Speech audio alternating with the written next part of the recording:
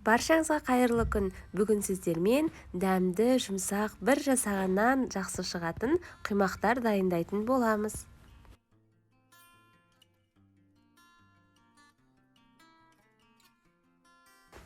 Ол үшін бізге таза ыдысқа жұмыртқамыз бен қантымызды қосып, жақсылап біріктіріп араластырып аламыз. Кейін үстіне жылы сүтімізді құйып, араластырып, ұнымызды електен өткіземіз.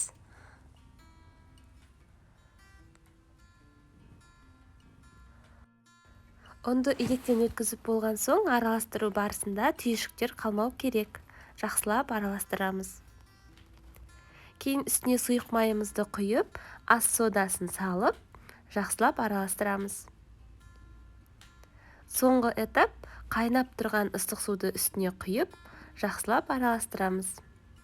Біздің массамыз осындай дайын болады.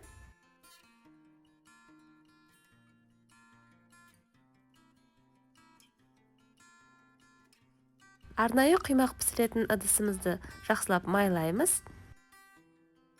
Кейін үстіне жұқа қылдырып құймағымызды құйып, екі бетін қызартып пісіріп аламыз.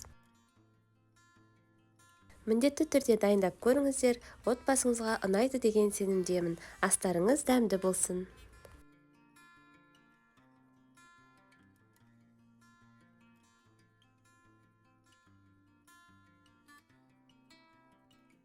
Менің парақшама тіркеліп, лайк басуды ұмытпаңыздар, және де қоңыраушаны басып қойыңыздар. Келесі жаңа рецептілерді бірінші болып көре аласыздар.